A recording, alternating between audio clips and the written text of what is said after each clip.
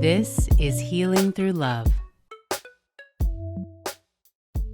Hi, everybody. Welcome back to Healing Through Love. My name is Olivia Luna, and I am just a 32-year-old single woman who has never been in love before. And this podcast is my journey to find a healthy, healing, long-term monogamous relationship. I'm super excited for today. I have Francesca Bolam, who is a British-born, Brooklyn-based writer, actor, director, and wearer of just so many creative hats. She is a very dear friend of mine, a fellow Scorpio.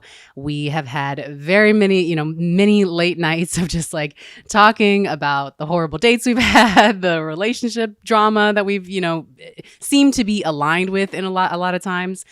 So very, very happy to have my dear friend Francesca here today. How are you, my love? I'm good. I'm excited. Thank you so much for having me. Yay. All It's right. gonna be Are you fun. ready? Oh, it's going to be great. Yeah, I mean, we just need the pizza and Prosecco, and like I this was would be just about to say the same thing. regular Thursday night. All right. So, can you, for our audience, briefly describe your early dating days? Who are you in the relationships? What kind of partners are you attracting? How has dating been for you? Yeah. It's interesting when you talk about like early dating days because I would say that I don't think I really ever dated like very at a very young age. Like I was definitely talking to guys, maybe involved in some situations, but to put a label on like dating, I'm not actually sure that I would qualify it as that, right? I also weirdly like reflecting on that question always felt like my youngest, so like late teens, maybe very early 20s. Always felt like I was really far behind. When in actuality, like I wasn't at all, but so many of my friends were in like very serious relationships at like such a young age. And so I was never really that person. So yeah, and then kind of like moving into like 18, 19, 20, I guess like I had some pretty serious situations happen in not serious relationships, right? And so I think that also kind of um really impacted like my dating experience. Yeah, who was I in a relationship? um I think at a young age, I think I was probably craving for attention, to be honest. I Mm, think I was like, I don't want to say needy because I don't think I necessarily come off like that in a relationship, but I was definitely seeking outside of myself for whatever insecurities were going on internally in like that validation with mm, somebody else. And even, relationships and friendships. mm-hmm. Yep. Yeah. Same, similar people pleaser mentality for me. Yeah, I think it's interesting that you talked about like I talked to a couple friends, and a lot of them have said that they didn't really get into dating or start dating or anything until like a little into early adulthood. And I feel similar, like, in high school, I felt like everybody was hooking up. Everybody was like doing, in relationships, doing these things. And yeah, there was this sort of delayed experience for me. I think it wasn't really anything that was like talked about, growing up. And my parents obviously weren't excited about me like jumping into any kind of relationship. But I think it was also just more like a self-esteem thing for me. Like I didn't feel like I could get a boyfriend, and it just felt like a lot. So it seemed easier to just kind of focus on myself and get good grades and be successful or whatever. But it wasn't until I got into college where it started to really like the pressure, the societal sort of pressure, or maybe it's just the environment of college, that it just kind of ramps up that desire to, yeah, want to have a connection and want to start dating and sex and all of those things.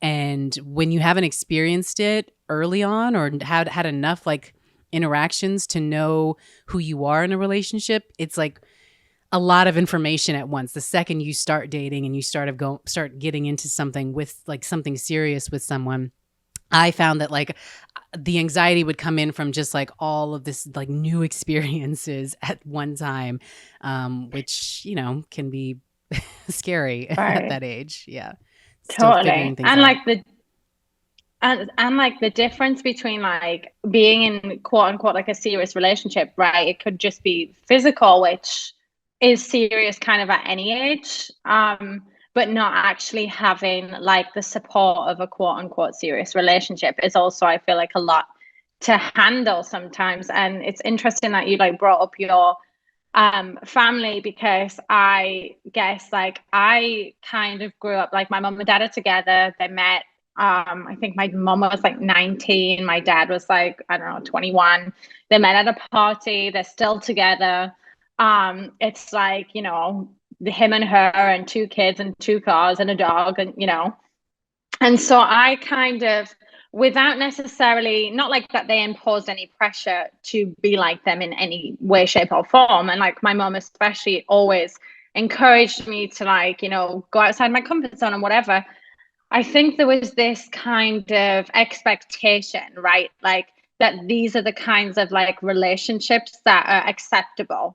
Especially where I'm from. Like I'm from a small town in the northeast of England, and like pretty much like, yeah, there's a big dating culture, and especially like now we're older, whatever, there's less you know I'm going to be with this one person forever mentality. But I feel growing up, I definitely like witnessed that within my immediate family and also within my extended family. Like I think there was one person that separated from their partner in the entire family, and I have a massive family. So there was always this kind of like you're going to meet the one, and then you're going to get married and have kids and settle down and all that like traditional BS. And if you like even dare to venture outside of like a maybe not a serious relationship and you're just having fun, then that's kind of taboo. Like that's not what we're doing. So yeah, I think because I didn't necessarily have a boyfriend at a young age, it meant that even just talking to guys felt a little bit like, oh, maybe I shouldn't be doing this because I don't know if this is going to be serious or not. I don't know whether Danger. that makes sense. Yeah, no, that's a really great point. I definitely like and this is part of like why I talk a lot about it in my podcast. Like, we learn how to do things based on our like upbringing, right? Like we watch our parents do it, we watch our caregivers do it. And then also the community, the culture that we're living in, like kind of sets these, I don't know, not rules, but like this norm that Mm-hmm. this is your understanding of how relationships go, how marriage and everything, like how you get to that. And as the world evolves and we get more into like the modern dating world, it's very different, right? Like technology has made dating like something totally, totally different experience for us. Mm-hmm. And so we're now at a point, I feel like, of just like combating between those traditional kind of like things that we've known and always grown up with versus like what world am I living in now, so let's transition to that. So modern dating, like how do you do it today? Like, are you on the apps? Do you prefer in person? How are you dating? I think I prefer in person, but well, obviously in person. I think for a lot of people, and in not so long ago, like definitely on the apps. I feel like, especially in New York City, that's kind of the quickest and easiest way to connect with someone, which I really hate because I feel like there's nothing organic about it, and I'm not meeting somebody at I'm not meeting them at a bar where they're hanging out with their friends, or I'm not meeting them at a cafe or whatever, like right off the bat. I'm literally presented with what they want to present to me. And equally, like I am presenting me in a certain way too. And I feel like dating on the apps is so interesting, even with like the types. And I know that we've had this conversation about profiles and stuff before, but even the types of pictures that we post about ourselves. Like I think I spent quite a long time on the apps, and like would go through phases of deleting them and being like, I'm never using this again, and then downloading them and whatever. And at one point, really was like, I'm gonna play this game and I'm gonna post specific pictures that are all like still very representational of me. Sorry. But like I wonder what the guy's incentive is on which picture he likes. So that was like one aspect of it, and that's also kind of why I don't like it, because I think it's a big game player. You're playing a massive game from the get-go, and there is nothing organic about it. And also, sometimes it can be a complete waste of time. I've talked to guys on apps for a long time and met up with them, and it just, there's been no chemistry or whatever. And so I'd much rather meet on the street or like in a cafe or whatever. But I also think that people just don't even approach people anymore. Mm.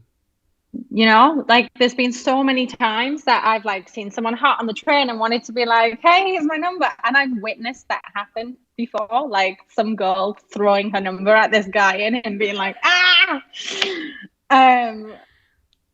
But we don't do that, do we? Mm. Or do you? I mean, so I was actually on another episode. I spoke with a friend about it because she had the guy that she's getting ready to marry now. She had taken like she took her shot, right? Like she put her number down on a card and said, hit me up if you ever want to get together.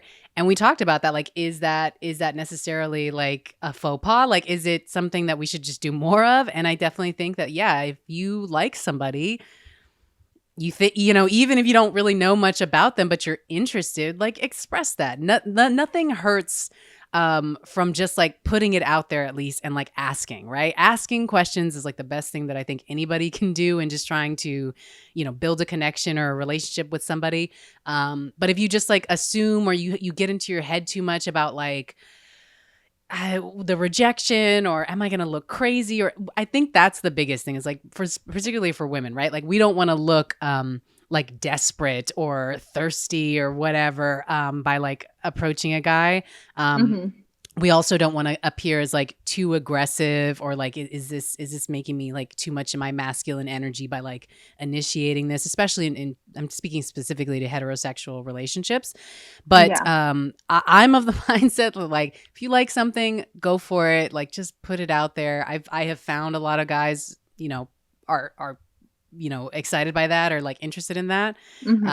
So if you see that hottie on the train, Francesca, like, hit him Maybe up. I should, What? Why Olivia. But not? sometimes I'm like, oh, I'm gonna say something, and then he gets off the train. I'm like, oh, It's the actor in you, like monologuing it, I playing know, it out and I know. making it perfect.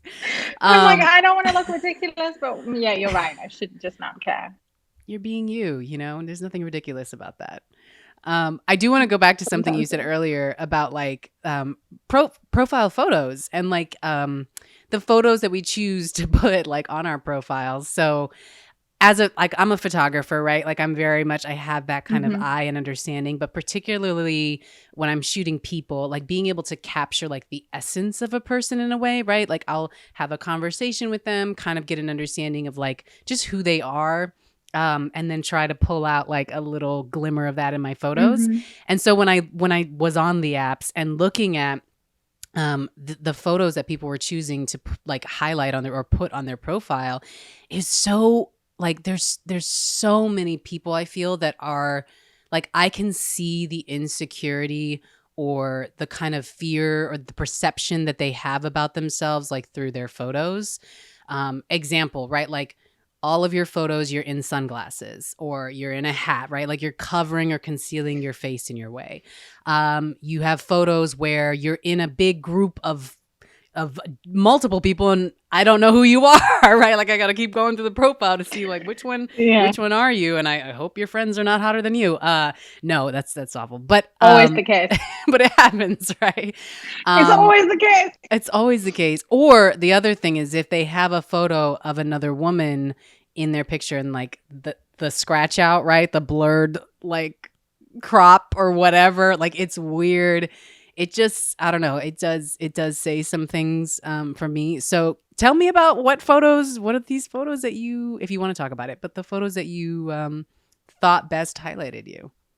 Well, I mean, there's an array of pictures, right? There's like, I guess thinking of like this, there's things that I'm interested in. So I remember using a picture and I'm on like a red carpet at a film event.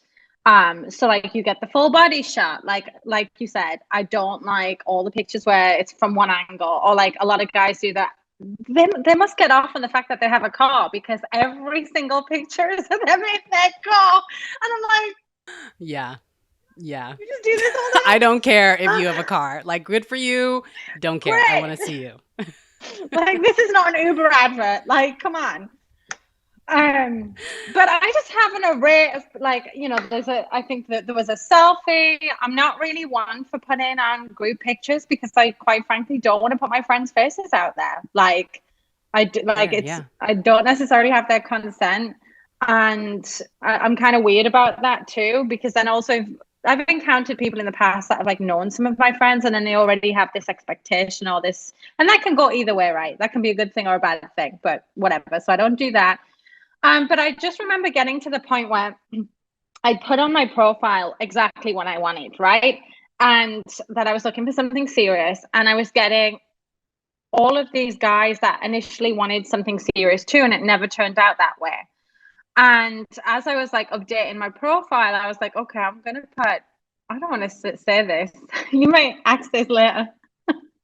But I have like a picture that's like, I'm in a bathing costume in a swimming pool, drinking a glass of wine, having fun. I was with my friend. But I'm like, I wonder what the guys' incentives are that like that picture versus liking, say, the one on the at the film event, right? Like, is there any commonalities? And maybe there isn't, and maybe that's like me playing a game that I shouldn't be on these apps. But I just feel like having been on and off them for like quite some time in New York, like I've been here 10 years. So, um, I'm, I have a really hard time trusting people's words on the apps that they're not necessary. Maybe that would translate even if I wasn't meeting them on the apps, quite frankly, who knows? But I have a hard time, with that. Yeah. Yeah. No, that's all of that is fair. And I definitely think that that's part of the reason why I no longer am on them. Like that game aspect, you said it perfectly, right? It starts to feel like a game. And literally, even the apps itself, having to pay to see like those top Mm-hmm. tier matches, like that to me is like, what is this for? Like if I'm here to meet somebody and your whole stitch is like, we want you to delete the app because you fell in love, like connect me with those top like matches then, Right. you're making me have to pay for them. So yeah, so all of that does add a layer. And again, not to shit on apps. I know that like there are so many great couples and people who meet through these apps, and like you said, when you live in a big city or you have a job or whatever that's really demanding, it's hard sometimes to get out, Mm-hmm. meet people who one are looking to date and open to date, who at least like kind of a match or align with some of your ideals, right? At least through the dating app, everyone here is to date. You get a sense of a gentle sense of who they might be, in their Right. profile. So there are benefits to it, but there's this balance, right? And to go back to the photos too, yeah, like, understanding the gender dynamics that might be a part of it too, right? Like we know that men are visual creatures and they are looking at those things whether I'm trying to put it out Right. there or not, right? So Uh-huh. is it worthwhile like testing that to see, what kind of responses that we're getting? Or also just like, just being yourself. That's always what I would say. Like if you're going to be on these apps, like be your true honest self, try to come across as authentically as you can. Please don't catfish. Please don't lie. Like, Oh my God, I'm done with the love who you are. catfishes. Yeah. Yes, I feel you. Can you tell me a little bit about like, okay, so now we're on the date. Like, what is a good, like, fun, ideal date for you? I think somebody that takes like initiative to really plan something. So like if we've had a conversation and they're taking kind of notes on, what I'm interested in or whatever, to then go ahead and take control and be like, here are the options for, say we're going for dinner, here's the restaurant options, or here's the bar options or whatever, as opposed to somebody that is just like, all right, can I meet you on Friday? Where's in the middle? You know what I mean?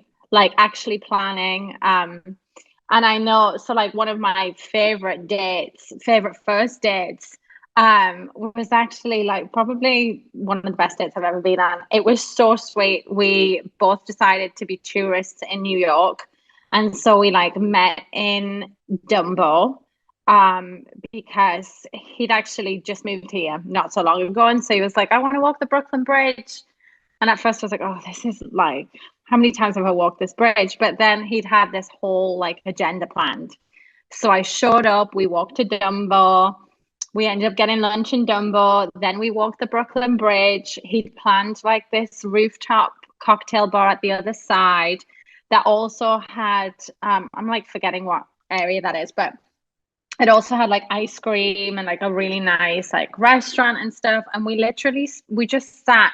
We walked the bridge and then we got to the other side. We got ice cream and we sat and talked for hours. I think the date literally went on for like 14 hours. We spent like the whole day and most of the night together. And then it was the Scorpio full moon too, and we ended up sitting and we were both Scorpios. It was a little crazy. But we ended up sitting and like in this, open fronted wine bar on the river, what like looking at the full moon and like just talking. And that was probably the most like romantic date that I've ever been on. And I was like, and I really didn't want it to end. Like it was so beautiful. But it wasn't really about it wasn't about the lunch or like the cocktail bar or the full moon. It was literally like the conversation. And honestly, like the amount of times I had to stop because I was laughing so much, like was insane. So that was probably that's what I like in a date. Because I don't really care about like, I'm also not one necessarily for like big adventurous activities on a date. Like I do just want to sit in a kind of chill atmosphere and like really just talk. Yeah. I love that. And like I like that like, you use where you are, right? Like you use I mean, we're in New York City. We're at a huge advantage in that like there's tons of really Hmm. great restaurants and, activities and things like that to do. But even I've lived here for 10 years now too. There's so many things that like I still have yet to experience here. And Hmm. so when someone like you said is like able to really um put in the time to like plan out and like get the most out of wherever you are and experience something together, like that is like such a love language. I don't know what language that is, Oh like my how would you God. quantify that, but Exactly. yeah. But also like to not even tell me the whole plan as well. Like we're just walking across and he's like, oh yeah, so I planned that we'd go to this place and whatever, you know. And I was like, okay, you really thought about this. It's nice. Yes. It's a nice little surprise too. Hmm. I feel like sometimes I get like this is my controlling side kind of coming in, but like I do want to kind of know roughly how long we're gonna be, out and about, and where we're gonna like end, because I have a dog. I can't like spend all night out long. I do have to come home eventually, but um, I think that's super sweet. Like when they can just really just be so thoughtful about it, and you can both sense like, okay, this is actually going really well. Like let's just keep it going. Like why not? Hmm. Let's go freaking 14 hours. But I do have a question though. Do you ever think that like sometimes a date can be too good to the point where Yeah, like, yeah, 1,000%. I mean, I'm not with that guy. uh, yes, this is true. You know what I Was he mean? not consistent like with the follow through of it? No, it was consistent for a while on these very romantic dates. Mm, Almost like too good to be true. And then I think an earlier question that I think you touched on was like, who am I in a relationship and like what kind of relationships do I attract, right? So that this kind of plays into that. So like me in a relationship, I fall fast. Like I am very much an all or nothing person. And sometimes that's to my like detriment that I really dive in at the deep end or I don't even dip my toes in. So I'm like already kind of like heavily involved, right? And so, but I also feel like I fall in love with people's potential. and who they show me to be at the first time like I meet them, which everyone's on the best behavior the first however long, you know. And then the real kind of things come out and you realize like maybe I've become attracted to somebody that like isn't them or was just who they were showing me kind of thing. And I always feel like, or I used to feel, I'm like really hardcore working on it to not become um somebody that like really puts myself on the back burner, because I feel like um I really push other people to I like to see the best in other people, and I also want to fix everything.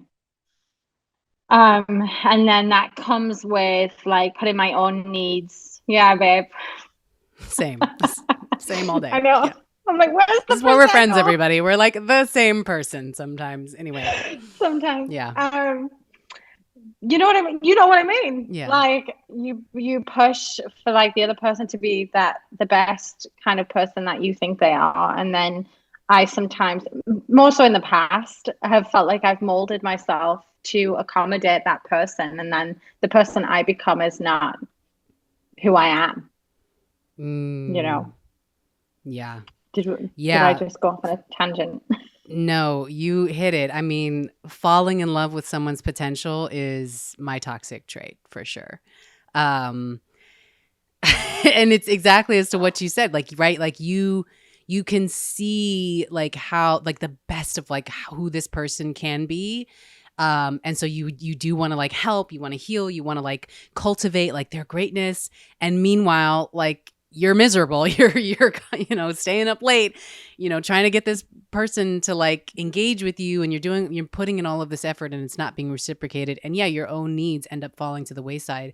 And so, yeah, that's definitely something that I am really trying to be more cognizant of as I go into dating, and as I like look at my relationships and everything. I want to just fall in love with exactly who you tell me you are, right? Like I'm not going to project. Like if you have potential, great, good for you. That's for you to realize. I'm going to realize my own potential and work on myself. And, if I'm going to fix or save anybody, it's going to be me first.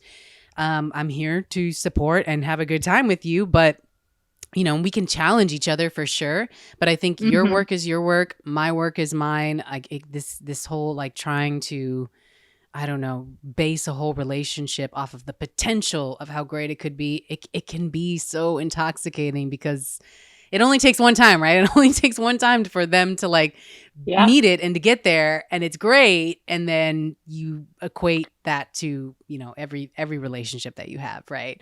Like if Right. I just work hard enough, like I'll get there. That's what I Right. feel like a lot of like my, I don't know, societal messaging was like, if you just put in the work into a relationship and you really just like dig in and stick it out through the good and bad and the really bad, Hmm. you'll get to love and you'll get to the happiest life ever. And that's sometimes it's not the case. Like people have to decide to love and to really invest in a relationship. And if somebody's showing you that they're not, sayonara, thank you, goodbye. Right.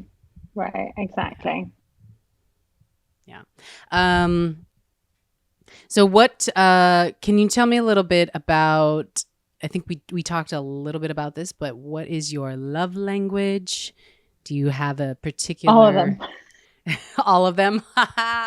No, I'm joking. It's not all of them. I actually had to really think about this question because for a long time I used to be like, why is quality time on the list? Obviously, quality time's a given.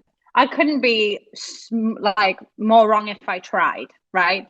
Because I find this in friendships, in family relationships, in romantic relationships, like you can be with a person and they're not there.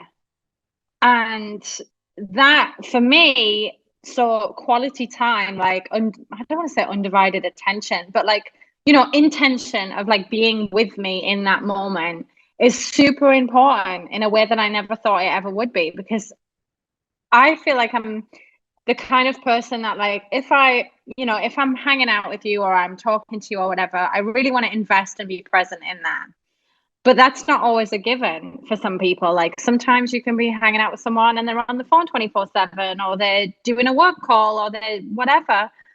And so like quality time is massive for me, as is physical touch,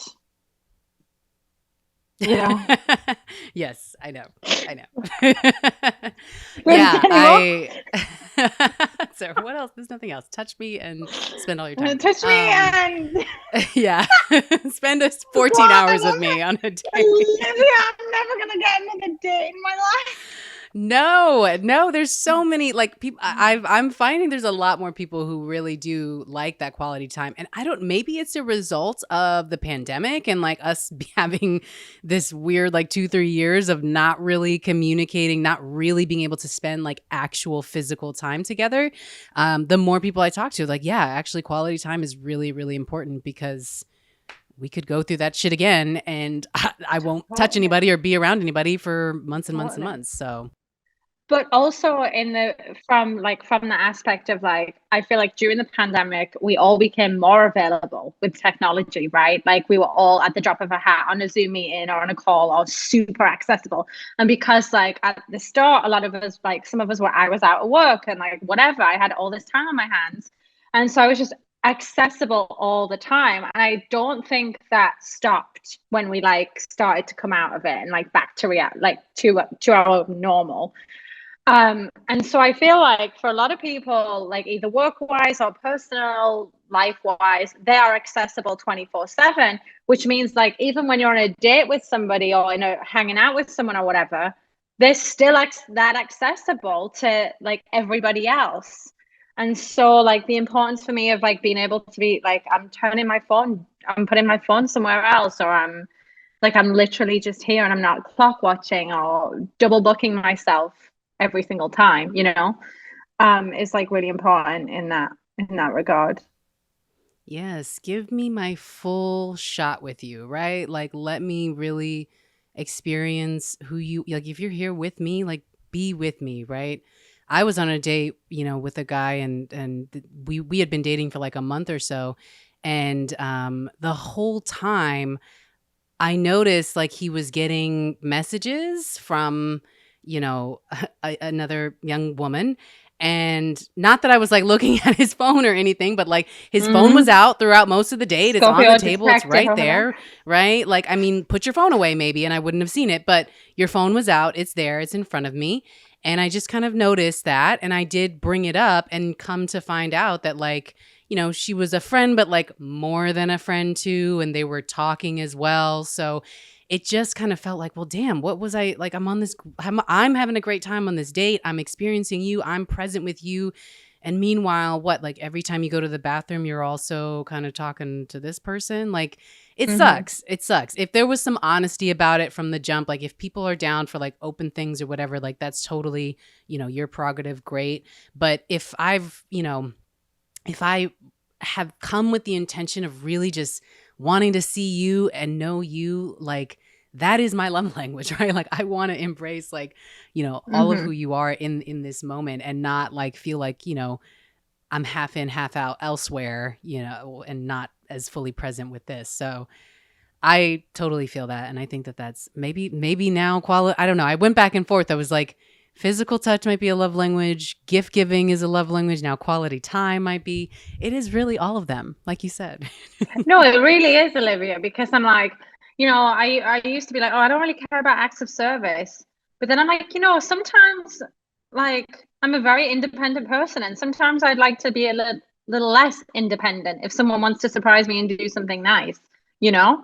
So I think they all have their place, I don't think it's just yeah, one or two of them.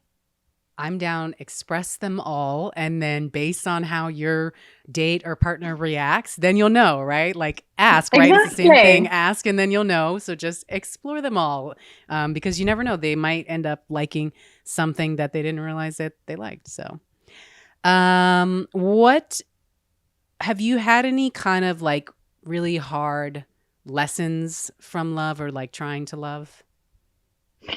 Whoa. Yeah, Just I one, just think one. the hard lesson. Okay, I actually prepped for this question because I was like, that's a lot, that in itself. I think my lesson is that like things always change, right? Like things always change and evolve, and they're not always gonna necessarily be what you expect them to be. And like trying to be okay with that. I think I actually had two answers, and I know you only want one. I wrote sometimes even things you're certain are meant to be don't work out. Was a big one for me. And even the things that you think you can't survive, you will. Hmm. So Mm. I just feel like going back to being like I'm very all or nothing at the same time as being very all or nothing. I realized that I'm a like massive hopeless romantic. Like, did you know this Yes. about me? No. Yep. Um, And so sometimes like things feel really big and exciting at first and like, oh, this is it, he's it, it's gonna, this is it forever. And then when it doesn't work out, it's really sad and dramatic and like sometimes heartbreaking. And then so my lesson like has kind of been bittersweet. Like even the things that I think are gonna work out that don't, like I am more than capable of surviving them. Hmm. Yeah. Absolutely. And keep owning that title, right? Like I am a hopeless romantic, and that's okay. I think that that has shown me that like, oh, that means I have a big heart. I care a lot, right? Like I really care about who I'm trying to connect with. I really try. I'm not afraid to put in the work for it because um I do think that that is part of choosing to love, right? Like you have to choose to do the work. And so that's those these are all like good qualities, like good things. It's just that balance of recognizing, okay, when do I need to put the boundary up? Okay, maybe this person is not reciprocating what I need. I Hmm. might need to reassess this relationship. And it's hard and it sucks because you do the shadow side of the hopeless romantic is that they have this fantasy and this dream of like it's going to happen this way, right? And so we romanticize that, and Hmm. reality starts to become like even harder and harder to live in. And so we just keep projecting this dream until it all, the person breaks up with us or it doesn't work Right, out and it all right. kind of like comes tumbling down. It just suddenly feels like it is a shock to your reality. And I think that that's why it's definitely harder for us to like really move on or process a breakup and everything. Totally. And also just from like the when you were talking about boundaries there, it's like that phrase of like you teach people how to love you. And then like going back to how like, we've talked about like fixing wanting to fix situations or like maybe molding ourselves into somebody smaller than we are or different to who we are. And like so then we are still teaching people how to love us, but in that way, which isn't really how to love us. And so like that's how I'm really trying to do the work of like, no, this is kind of not, I don't want to say expectations, but like this is what I'm bringing to the table. And like you have to equally meet me there. I'm not gonna, I shouldn't have to try and change anything or push anything or support in a way that is like you become my number one thing in the world. Um, Mhm. to like kind of establish those healthy relationships. Mhm. If you need less, go get less. I am more. I am so much more. Um, when a relationship, do you like that? I when a loved it. relationship, Loved it. when a relationship doesn't work out for you, how do you heal? Through heartbreak. How do I heal? I'm miserable for a while, I think, but I channel it creatively, 100%. Ooh, Why I haven't got an album yes. like Adele's, I don't know. Um, You're but missing out. I definitely have a lot of plays, and monologues about those things. So I feel like I'm my most creative when I'm my most heartbroken. Which is horrible, isn't it? But I guess something good comes out of it. Yeah. I also, There's a danger though in that like I'm consciously keep putting myself in heartbreak so I can be creatively like fluid or whatever. That used to be me No. in college. Like so many, especially like being in the theater bubble, so many of my Hmm. greatest pieces, greatest solo shows and works came out of heartbreak. And I think I was like at a point of like Yeah. intentionally going on shitty, horrible dates to put myself back in my heartbreak and like have No. this great performance. And I'm like, I wonder what happy Olivia would write about in a like secure. Whoa, What whoa. would? You just blew my mind right there. What are the creative outputs of Happy Olivia? Yes, this is one of them, this podcast, for sure. Hmm. Exactly. Wow. Yeah, totally. And then aside from that, obviously, we're both Buddhist. I chant a lot. I think I kind of run away from that to start off with, and I definitely wallow a bit more before really like tackling it in my like Buddhist practice, because that ultimately is like about taking responsibility for yourself, right? So then you have to face crap that you didn't necessarily want to face. But yeah, like without that, like those two things are definitely my tools for dealing with heartbreak or breakups or anything really I like love core that. shaking. I love that. And yes, I forgot to mention, Francesca and I know each other through practicing Nichiren Buddhism, which is chanting Nam Myoho Renge Kyo. I'm curious for you, is faith or your faith practice part or important in while you date? Is it important in your partner or anything? Um, yeah, it is important. Somebody that's open to my practice, obviously for sure. And like I am very much of the opinion like as long as your like morals and everything align with mine, then you practice whatever you want to practice. But I'm also not changing my practice for you. Because I've also been in situations where like we've practiced very different things. Um, and they've eventually been like, oh yeah, so when you start practicing this or when you join this, and I'm like, oh, that is never happening. Nuh-uh. And so that's important. And then I think through my practice, I actually realized more in, so I feel like I've had a lot of these like romantic relationships with similar themes, right? But I've also had those relationships with friends and with employers, and kind of in every kind of the same tendencies show up, right? Um, and I learned very early on in my practice. So I'm going on 9 years of practicing Nichiren Buddhism. And so I learned very early on in my practice. I was having this big blowout with my best friend at the time. And I remember chanting so much about her. And then I realized, and I like, read about a lot of stuff and talked to a lot of other members. And I was like, I actually can't control anybody else.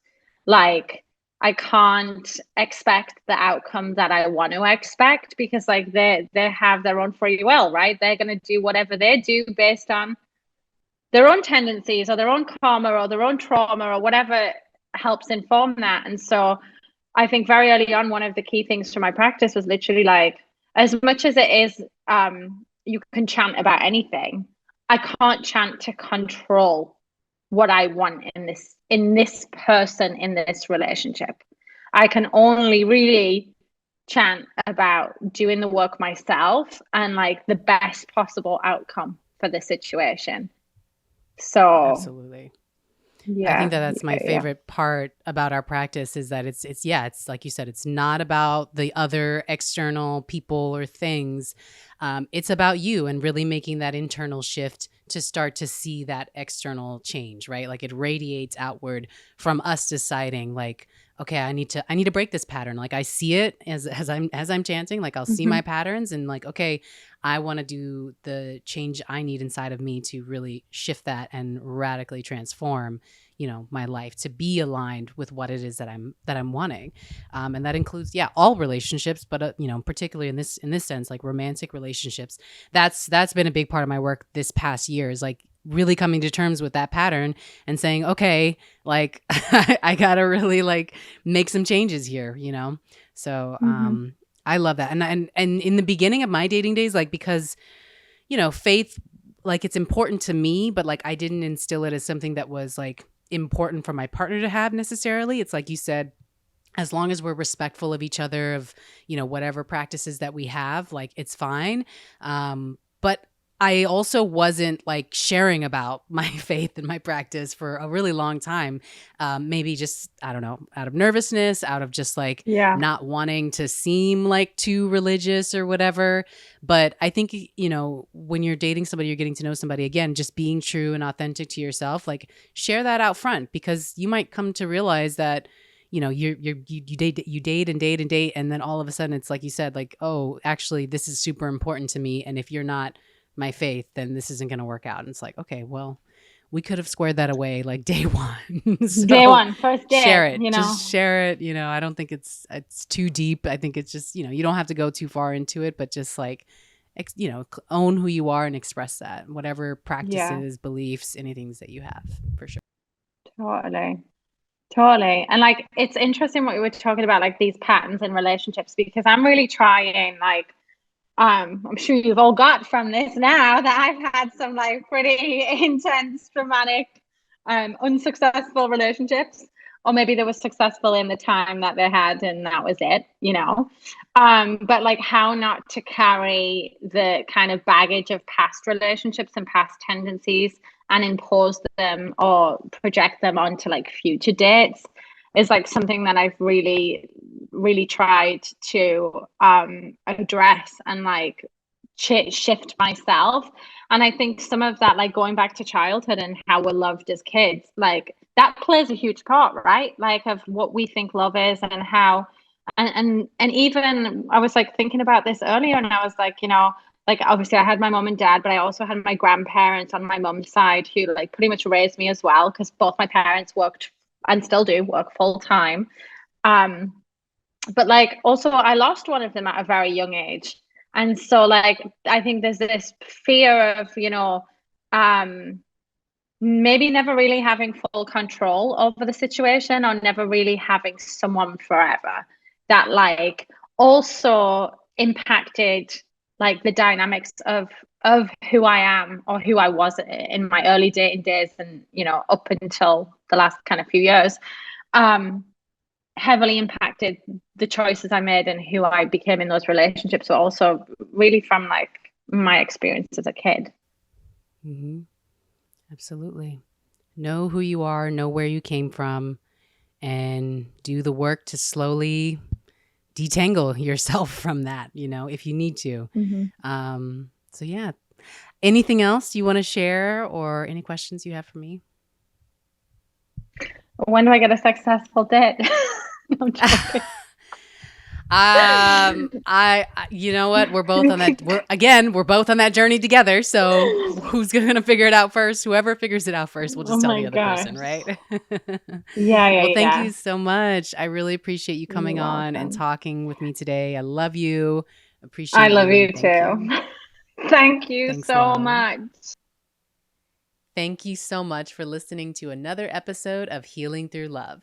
As always, if you have any comments or questions about today's talk, feel free to reach out on social media at solidarity_media, or you can head to solidaritymediaproductions.com to learn more and continue the conversation. If you head to the show notes of this episode, you'll find links on how to get in contact with today's guest. Also, there is a link for you to be a supporter of the podcast by becoming a monthly donor. Any amount helps in expanding the reach and growth of the podcast, so thank you so much for your continued support. If you are listening to this episode on Spotify, we have some fun polls and questions at the bottom of each episode that you can also submit answers to. Thank you so much for listening, and I can't wait to talk to you soon. Bye.